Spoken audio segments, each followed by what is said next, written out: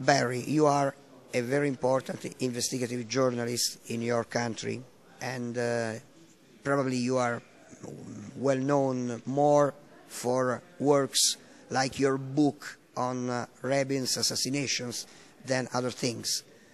But what is important is to tell us how did you arrive to the UFO investigation from the standpoint of journalism in Israel?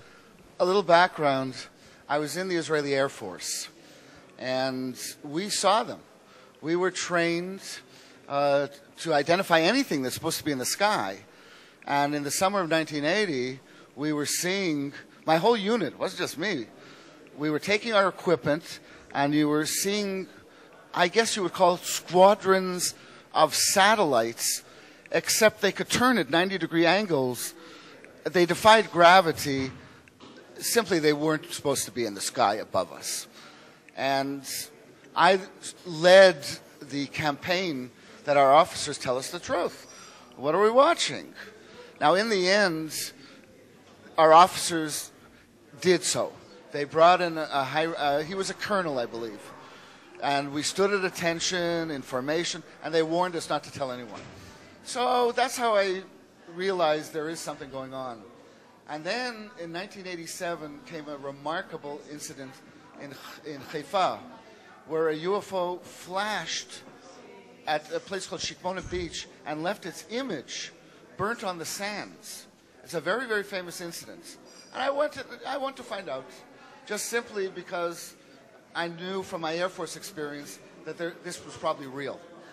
And from there on, I slowly built my book. Then in 1993 came the Kadima landings and the giant sightings, sightings of giants in Israel. And it was real. I actually I went right into the circles. I interviewed the ladies. They were almost always ladies. I collected the physical evidence. Oh, incidentally, I have it. I forgot all about this. I did bring it. And from the circles, there were materials that I had tested worldwide. This is what was found inside the circles where the giants landed, and only where the giants landed. Now, I had laboratories all over the world look at this thing. As you see, it's been sliced, and it's pure silicon, purer than was manufactured back then. And why they left it, we don't know. We don't know why. But what we do know is that numerous people who just didn't know each other, had never met each other, all saw the same 7-foot, round-faced, round-eyed giants, and it was real. Now, I conducted my research purely from journalistic standpoint. Very strict. I demand physical evidence. I demand films. I demand corroboration. I don't believe people unless I have corroboration, physical evidence, and film. So I use a very strict standard, and the same standard is what I'm really known for in Israel. I guess you could call it a conspiracy writer. That's what everyone calls it nowadays. It's not true. I'm a journalist, and I'm uncovering objectively very, very disturbing things in Israel. One of which was Yitzhak Rabin was not murdered by the person sitting in prison. He was murdered in a political coup within his own party, organized by one Shimon Peres. And I discovered that Israel is really in deep danger by something called a peace process. They claim they are bringing us peace. They are bringing us war, bloodshed, and terror. And our own government is controlled by outsiders. Okay. What about I must add, in Italian. Okay, it's been Who Murdered Yitzhak Rabin has been translated into 6 languages, including Italian. A question. What about the Israeli government attitude, the official attitude about UFOs presently?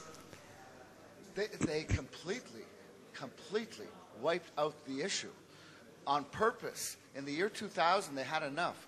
Now, I remember being interviewed. I'm constantly interviewed all over the world by radio, by phone. And often the phone gets cut off. This happens, honest to goodness, 1 out of every 4 radio interviews, suddenly there's a little bit of a bleep and it's over. And I discovered something that when I spoke about the politics, when I spoke about Rabin, rarely was I cut off. But when I spoke about the giants and the UFOs, somebody cut me off, I'll bet you half the time. So somehow I think it's more sensitive. I think the issue is more sensitive to our government than the actual politics, the actual secret politics that I was covering. In the year 2000, a very serious campaign led by the Israeli media put an end to all UFO talk. We no longer are organized. They infiltrated us with sheer nonsense. You have right now the big UFO movement in Israel is garbage. People claiming that they heal people with aliens behind them. They heal their bodies with alien guys.